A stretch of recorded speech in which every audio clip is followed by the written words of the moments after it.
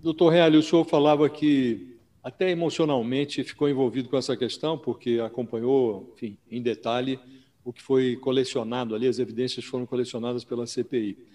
E, no entanto, a despeito de toda a gravidade do que o país vive, há essa blindagem e a perspectiva hoje mais real é de que o presidente sobreviva por mais um ano e tantos meses de mandato que ainda o manterão no cargo.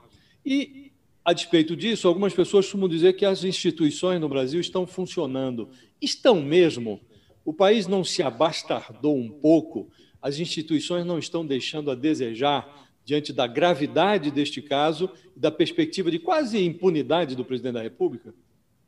Você tem razão, Josias. Eu creio que difícil um país que aguente todas as ofensas que foram feitas às instituições democráticas, como aquelas feitas por Bolsonaro ao longo do tempo, quer dizer, comparecer a atos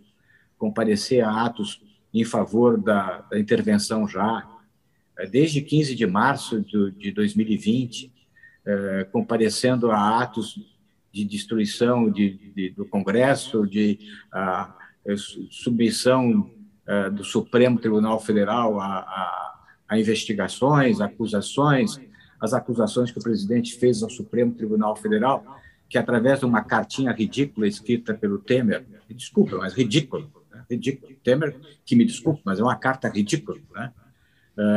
De quem disse que o Alexandre de Moraes era um canalha, né?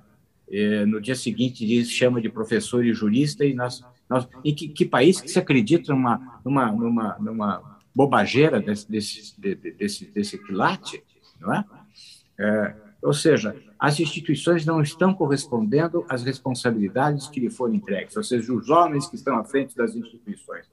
Quer dizer, no momento que o país deixa de levar a sério que o presidente disse em praça pública para milhões de pessoas, repercutindo nas redes sociais, que o Supremo Tribunal Federal deveria sofrer uma intervenção, que os ministros do Supremo Tribunal Federal eram canalhas, e se contenta com uma cartinha escrita, aliás, um mau português, né? Mal escrita, uma carta mal escrita, e que diz, não, eu não fiz nada, eu não disse nada, tadinho de mim, sou um coitadinho, não é nada disso, tal. Esse país não está levando a sério a democracia que lhe foi outorgada pela Constituição de 88. Né? Os líderes políticos estão frouxos. Cair nesse continho da cartinha é uma frouxidão. Né? Não é possível o país viver atribuladamente. A cada dia é uma coisa. Ontem ou anteontem, o presidente da República a dizer que a vacina leva a AIDS.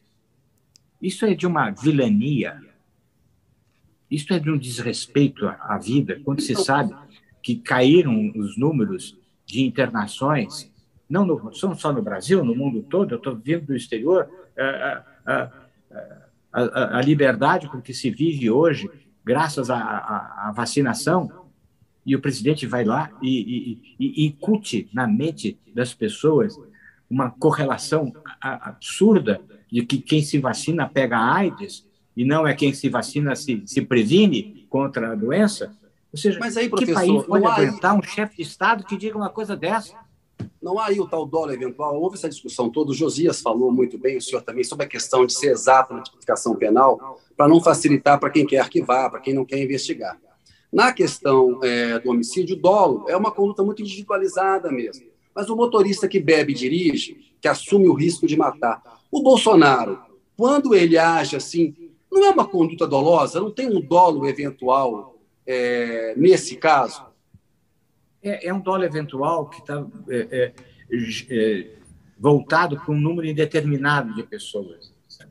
Então, eu vejo os casos, dois casos de barragens que caíram, Mariana e Brumadinho, em que o Ministério Público tentou promover uma ação penal por homicídio com dolo eventual, e que os tribunais rejeitaram isso porque não alcançavam a ideia de um assentimento que morra, não é? Por isso, nós achamos que é mais uma epidemia com resultado morte que é causado por culpa e não por um assentimento.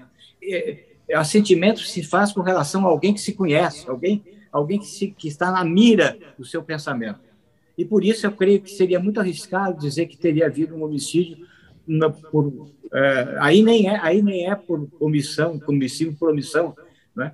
Na verdade, ele está promovendo uma destituição da seriedade do tratamento. Quer dizer, é muito sério. Realmente, eu preciso pensar um pouco sobre como o enquadramento. Mata, né? Eu digo, seria caso de prisão preventiva. A primeira medida é acabar com o presidente no YouTube.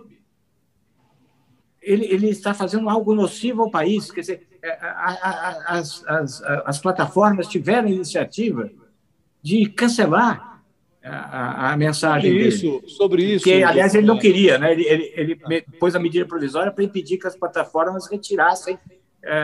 Mas ele ainda não foi banido totalmente, né, professor? Ele na verdade, foi suspenso. Tiraram a live que ele falou isso, no entanto, tem várias lives com muitas mentiras e danosas, inclusive à saúde dos brasileiros. Agora tem essa decisão, inclusive, de ser suspenso por 1 semana, só que agora na CPI eles pedem, inclusive, que ele seja banido para sempre das redes sociais. É uma forma de prisão preventiva, quer dizer, é uma medida cautelar que previne a prática de malefícios e de condutas delituosas. Não é?